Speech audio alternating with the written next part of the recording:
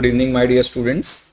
I'm here to discuss the anesthesia questions that came in your INICET. This time it was a typical peculiar paper which we see once in 1.5 to 2 years. Normally we get 4 to 5 questions from anesthesia, but this time they gave only 2, or that is what has been recalled till now. So we'll discuss these 2 questions, both of them very easy, both of them that have been discussed multiple times in the class. It's a routine thing. I'm just going to enumerate it. Which of the following, the first question was a straightforward question, which of the following is the correct sequence of potency of anesthetic agents? And the options were different types of inhaled anesthetic agents.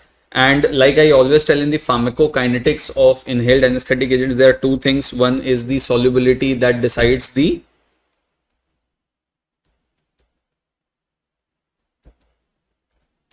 speed of onset and recovery.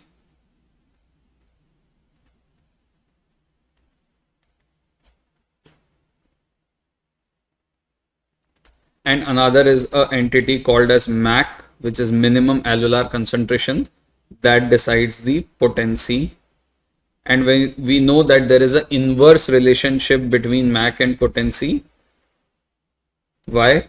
Because MAC is basically minimum alveolar concentration required for response in 50% of the subjects. So the less dose required to achieve response in 50% of the subjects, the more would be the potency, and that is exactly what has been asked. So we know baseline that methoxyflurane is most potent inhaled anesthetic agent. It is also the inhaled anesthetic agent with least maximum solubility, so slowest onset and recovery.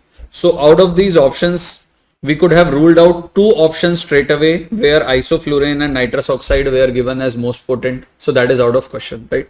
Secondly, we know that nitrous oxide is least potent. Its MAC is even beyond 100. That is why it is never used as a sole anesthetic agent. So out of these 4 options, 2 options remaining have nitrous oxide as least potent inhaled anesthetic agent, right? Now the confusion that happened was between iso and halo, and it is obvious, but just remember it this way, that DES, iso and SIVO are the modern inhaled anesthetic agents which are most commonly used. So they ought to be less potent than the traditional inhaled anesthetic agent, that was halothane, and that is why halothane is required in less quantities. Very precise control is required. Toxicity can happen also. It is slow in onset and recovery. So the correct answer is methoxyflurane is most potent, followed by halothane, followed by isoflurane, and then nitrous oxide. And we have an order which states that halothane has least potency, followed by iso, followed by SIVO, DES, xenon, and nitrous oxide. I don't mention methoxyflurane here because it is easier to remember that lowest MAC, highest potency, slowest onset and recovery, both is shown by methoxyflurane. Okay, so this was first question. It was pretty straightforward. I really don't think anybody would have made a mistake except for few people who have actually confused between halothane and isoflurane. Next was a repeat, and this is a very classical repeat. It came in AIMS only last time. This time also it came in AIMS. Transcutaneous electrical nerve stimulation TENS is used to relieve pain. What is the mechanism behind it? Straightforward question. The correct answer is gate control theory of pain.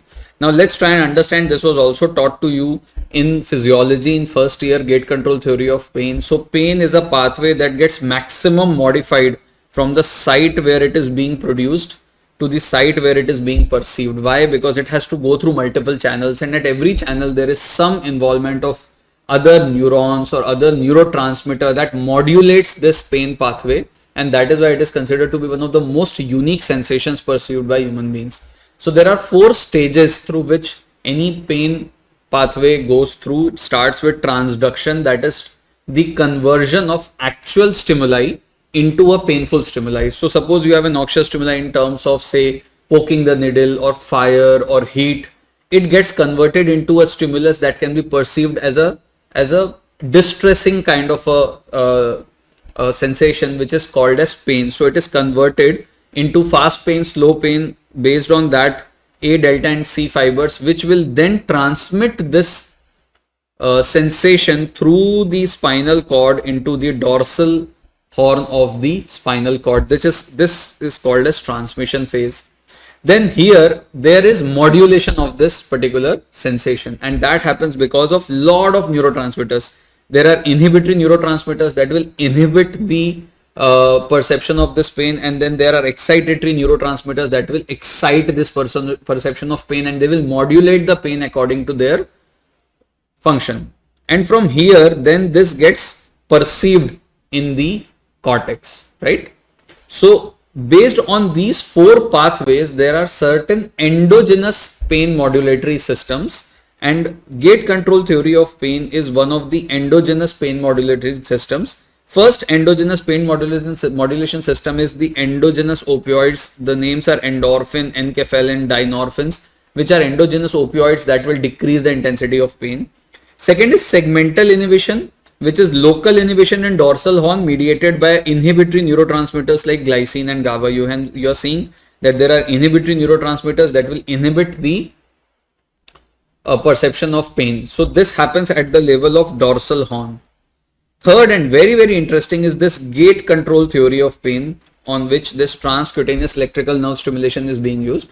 So what this states is that this is how pain fibers are being transmitted: A delta and C fibers. C fibers usually transmit slow pain, A delta fast pain. What it says is, what if you stimulate A beta, which are large nerve fibers, through any of the other stimulus? So when these A beta nerve fibers, they open up the gates, then what they do is they inhibit the gates for A delta and C fibers. So activation of A beta fibers, that is small painful stimuli that you give through vague painful stimuli that you transmit through A beta fibers, they actually close the transmission of A delta and C. So the perception of pain at the spinal cord and brain decreases. This is gate control theory. So you're opening one gate, causing one gate to close. And the most common method of achieving pain relief through this mechanism is this transcutaneous electrical nerve stimulation. So what we do is we keep certain pads on the cutaneous surface, and then through this cutaneous surface we give very mild electric currents, very mild. They feel like twitching only, and this sensation is carried through A beta fibers. So the pain fibers, A delta and C fibers, which are transmitting pain through that area into the brain, gets blocked. This is gate control theory of pain, and this has been asked 2 times now in AIIMS, so it makes it a very important topic for us.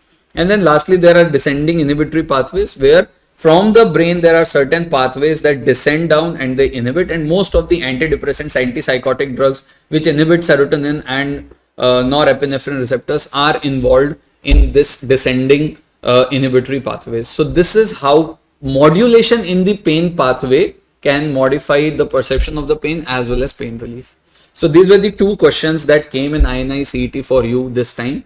And sometimes AIIMS does this thing, it gives a very skewed type of paper, but that is how we prepare ourselves. Whatever comes our way, we take it that way and we move forward. I hope you listen to this discussion of every subject intently and make this as your base, that anything can happen during the exam, and then approach the upcoming NEET. So all the very best, and see you guys immediately after NEET, and we'll have a hearty discussion. All the very best.